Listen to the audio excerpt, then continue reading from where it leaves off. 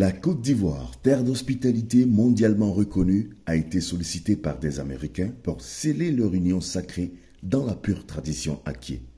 Initiée par le sommet international du royaume, cette célébration a eu lieu dans le village d'Akaïkoua, dans la commune d'Abobo.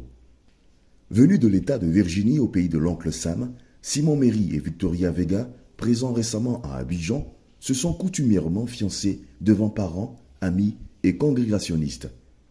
Le fiancé Simon Méry a traduit son satisfecit avant d'expliquer le choix de la Côte d'Ivoire pour ses fiançailles. Je fais partie de la délégation de Dr Rebecca Murray, je suis son fils et mes impressions ont été très bonnes de venir ici et de participer, mon épouse et moi, à ces mariages traditionnels. J'aime le peuple ivoirien, j'aime l'histoire de ce pays et j'aime les traditions de ce pays. Voir ces traditions être exhibées devant nous aujourd'hui était vraiment une très grande joie et un privilège pour moi et mon épouse. Conduisant la délégation américaine, Rebecca Murray, la mère du fiancé, s'est réjouie de cette cérémonie qui a mis en exergue l'aspect cultuel et culturel des traditions ivoiriennes. Je suis très contente d'être en terre ivoirienne.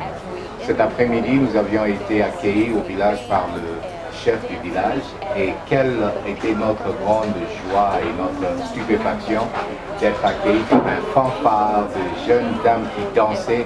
Nous nous sommes vraiment sentis honorés et aimés et nous nous sentons chez nous ici.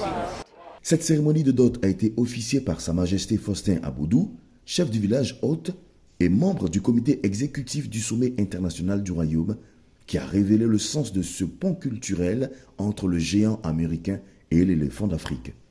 Ce sont des frères et des sœurs que nous avons reçus. Nous devons leur donner le meilleur de nous-mêmes qui est l'hospitalité et c'est ce que nous avons fait.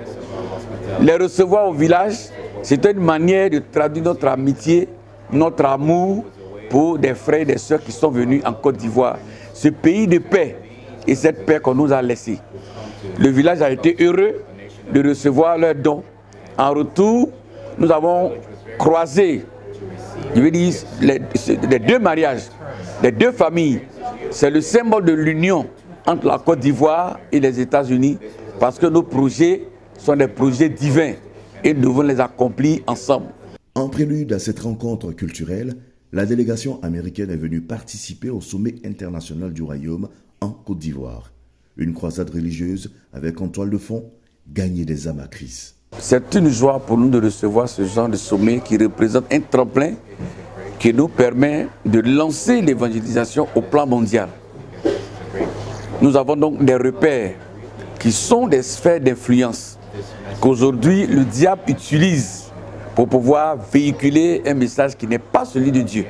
Et quand on parle du règne, c'est le royaume qui doit s'établir sur la terre et maintenant même avec des ouvriers, des hommes de Dieu qui sont capables d'influencer leur environnement immédiat, leur milieu de vie sociale, leur milieu de vie professionnelle, leur famille.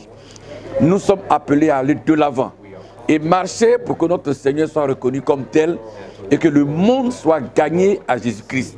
Voici donc le défi. Le sommet international du royaume est une organisation spirituelle dont la mission est l'évangélisation et la charité.